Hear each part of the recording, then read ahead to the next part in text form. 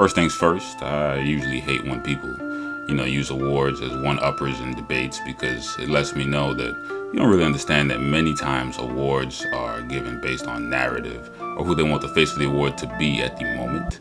In no way, shape, or form am I insinuating that all award winners don't deserve it, but there are definitely awards like Finals MVP that just go to the wrong person.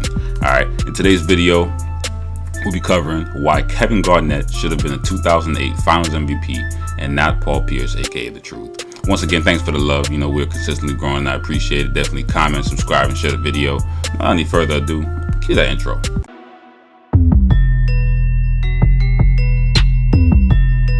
Alright, so first off, we got to understand the narrative of the situation that Paul Pierce and the Celtics were in before acquiring KG and Ray Allen.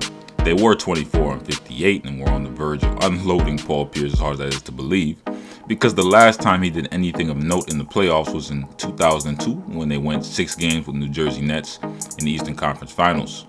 Now, KG brought a defensive intensity to the team that, when paired with Ray Allen's sharp shooting and scoring, would stretch the floor, P Squared being a great ISO scorer, and Rajon Rondo developing into an exceptional playmaker, Boston, they tore up the league. All right. In their first 20 games, them boys went 18-2.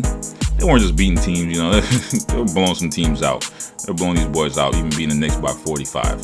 So fast forwarding to the end of the regular season, the Celtics ended the season at 66-16, and we see that KG won Defensive Player of the Year. Garnett was just a monster on defense, all right? And the only way I really know how to describe this is, the dude could guard the pick and the roll at the same damn time.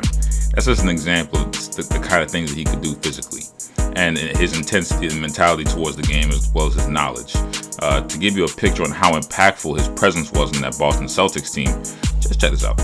Garnett led the Celtics to the biggest one-year turnaround in NBA history as the team won 42 more games this season than in 2006-2007 when they won 24 and 58, surpassing the previous record of 36 games set by the San Antonio Spurs in the 1997-1998 season.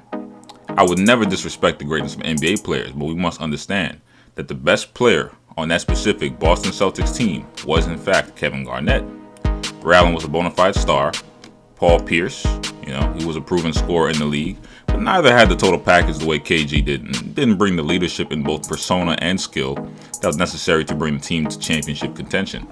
Alright, so during the 2008 finals, Ray Allen, along with Tony Allen and even James Posey, they were tasked with guarding the great Kobe Bryant for the majority of the series, which was easily the series' toughest cover. Ray and the others did a good job sticking Kobe and staying within the game plan, which was to force Kobe into double teams in the mid-range and not allow easy penetration. Paul Pierce was matched up with Vladimir Radmanovic and Sasha Vujacic for the majority of the series, and he was basically supposed to eat. KG was tasked with the great Pau Gasol, who was a walking double-double, who was extremely hard to keep off the boards. We must look at the averages for those finals and expose why they're silly to use for why Paul Pierce deserved the award. While The Truth, he had good scoring that series and busted off for 38 in a Game 5 loss. In Game 3, he only scored 6 points and the Celtics lost that game, and he shot 2 for 14 and picked up 5 personal fouls.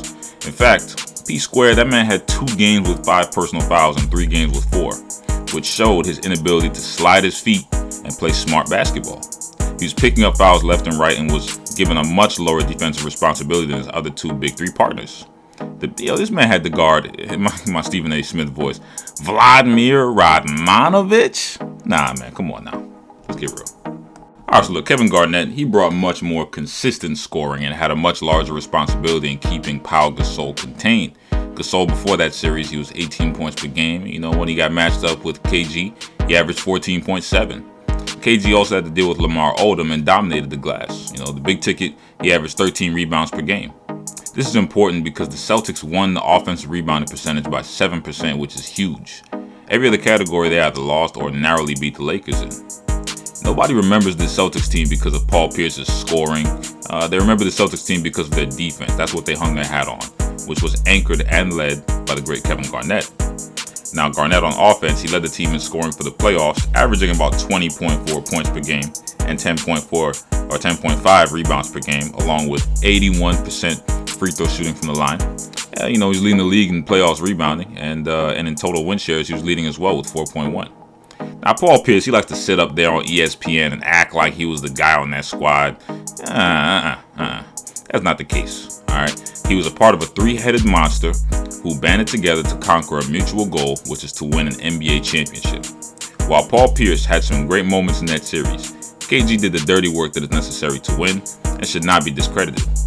People also have to remember that this was Paul Pierce's team before KG and Ray got there. This narrative, along with some dramatic moments from Paul in the finals, definitively swayed the voting committee into choosing him, especially because Garnett's scoring wasn't exactly explosive in the finals. But make no mistake about it, this was KG's award, and he was the Celtics leader, best player, and identity that season, and should not be forgotten. Thanks once again for watching, and if you want, to see more videos like this, definitely subscribe, comment any suggestions, leave any thoughts down below. Don't forget to share this video, and don't ever be mad at me, be mad at yourself for being an underachiever. Play the outro.